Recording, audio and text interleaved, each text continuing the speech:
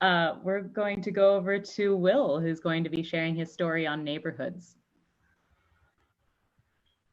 Yeah, so hey everyone again. Name is William Bell, and I'll be telling you guys a story about a street. So I grew up at the end of the cul-de-sac on Fallon Avenue in the same house that my mother was raised in, a house that my grandfather, for whom I'm named, bought in the early 60s, along with a number of other Black couples looking to raise their families in the area.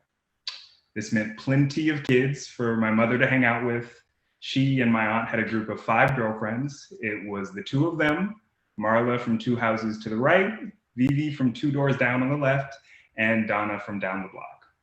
And I grew up hearing stories about how each of their parents would take turns watching the girls as they had meetings or hosted tea parties or played games.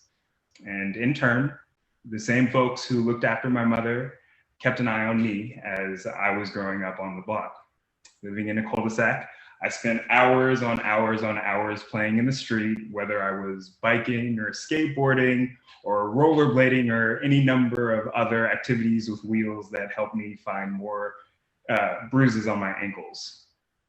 And I always had a host of neighbors that were keeping an eye on me and making sure that I wasn't getting into too much trouble, or making sure to remind me that they used to watch my mother skateboard up and down the very same street.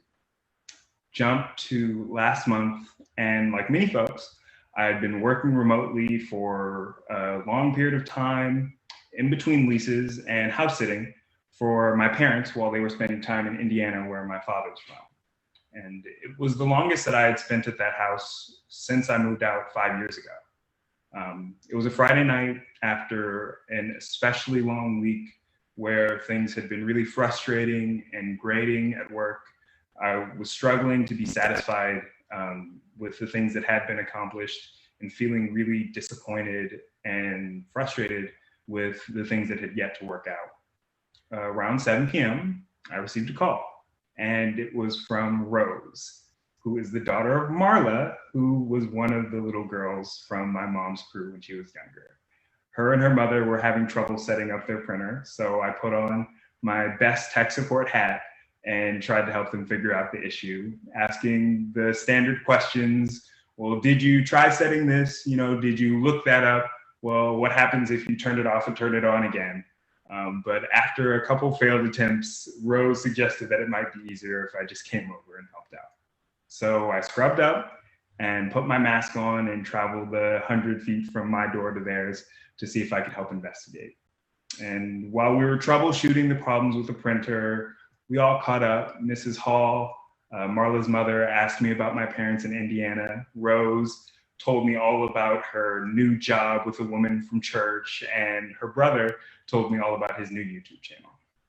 I mentioned some of the troubles that I was having to Marla, and she offered some much needed words of encouragement. Eventually, we were able to resolve the issue with the printer, and on the way out, she thanked me, and she told me that, as always, she was just a call away if I ever needed anything.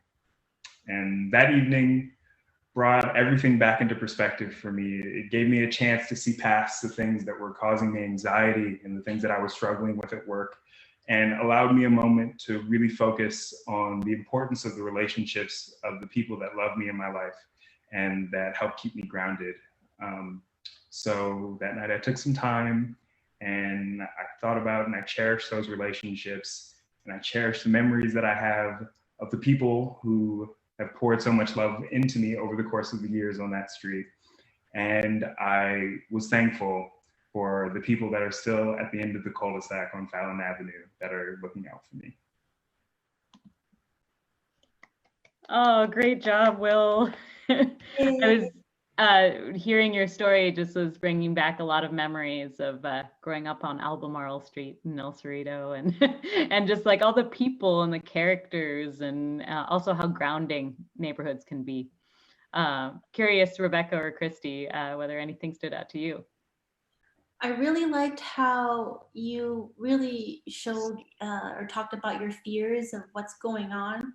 And sometimes I have that fears too. Everything's so far and the world's so big, but what you need or what you want is right next to you. And that was really, really wholesome. I loved it.